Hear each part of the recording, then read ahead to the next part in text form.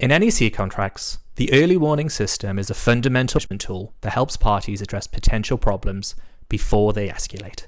Effective use of early warnings can save time, money, and reduce disputes. This video will guide you through the process of raising an early warning under an NEC contract. So what is an early warning?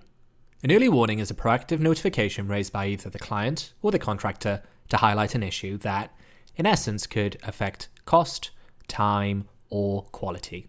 But if we look at specifics, increase the total of the prices, delay completion, delay meeting a key date, impair the performance of the works in use, or increase the contractor's total price. Early warnings are a requirement under Clause 15.1 of the NEC4 ECC, or Clause 16.1 in NEC3. Okay, so now you know what an early warning is. Who can raise an early warning?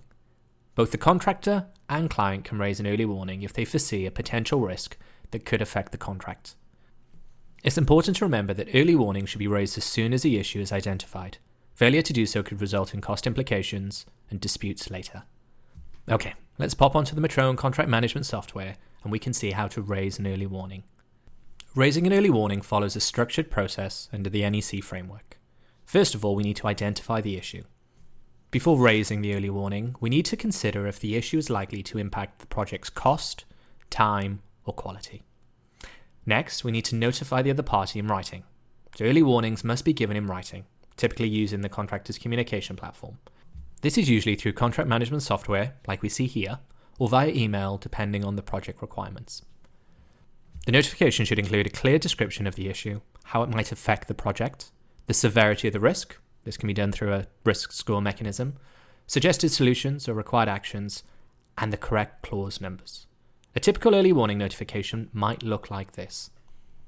Okay, so here we're on the early warning register. We'll click new, and we won't link it to another early warning. We'll create a new early warning. Storm Peter. Actually, yes, we will. We'll link it to Storm Peter here. In accordance with clause 15.1 of the contract, which is a clause that we mentioned, I notify you of a storm that will affect the completion of the works at, and then wherever that is. This matter could affect, like I said, we've got one of the key points here, so increase the total cost of the prices, delay completion, which it will do, delay meeting a key date, impair the performance of the works in use, and it will increase the contractor's total cost. Now, usually, weather is a contractor's risk, as you learned from the last video, unless it's a 1 in 10 year weather event. We'll look at the risk score. So on this axis, we've got the likelihood, and on this axis, we've got the consequence. So we'll say that the likelihood of this is quite high, and the consequence of this is also very high. So we can see this is a major event.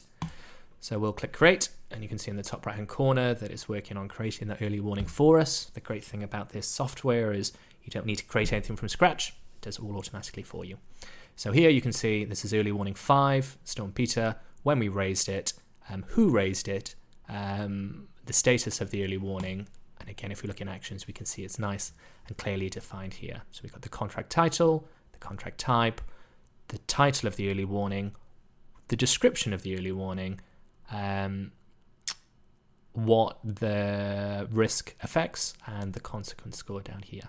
Now we can look at related early warnings, and we can also escalate it to a compensation event, but we'll do that in a future video. So why is raising an early warning essential? First of all, it prevents delays and cost overruns. Secondly, it encourages collaboration between parties. Thirdly, it reduces the risk of disputes. And finally, it ensures contractual compliance. Failing to raise an early warning when required could lead to a rejected compensation event later, as a contractor must show they took reasonable steps to mitigate the issue.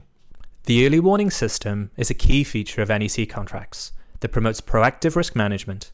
By raising early warnings effectively and participating in early warning meetings, you can protect the project from unnecessary risks and ensure a smoother delivery. If you're working on an NEC project, make sure that you're familiar with the early warning process. It could save your project from major issues down the line. Metroun, a commercial hub to your business.